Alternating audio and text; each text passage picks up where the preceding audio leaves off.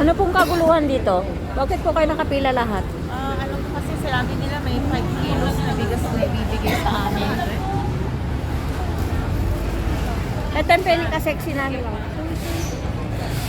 Nakita mo po? Nabili ka? Ito. Bakit po kayo nakapila dito? Masarap po ba dyan?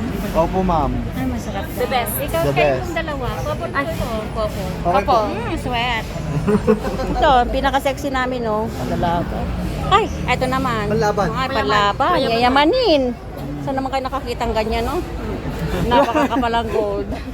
Ay, ito. Sexy mo. Naku, hot mom ito, oh. Hot mama. Oh, hot mom. Best ko naman, oh. Bakit po kayo nandito? Hindi po kayo gutom? Gutom naman. Gutom na.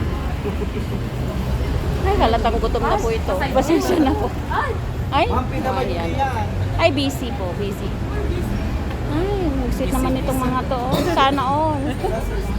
Ay, ito, yayamanin po to. Tingnan niyo may R. Ano pong ibig sabihin nitong R? Baka hindi lang po Russell po ito.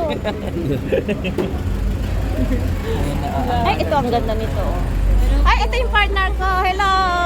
Yan. Ka-sexy talaga.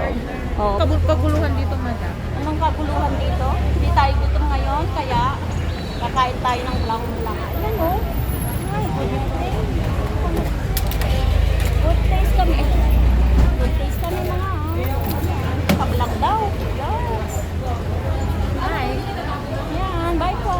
Dito kami yan. Kasama ko. Thank. Bye. Ayan, kaba po ng pila. Nasa side pa po lang kami.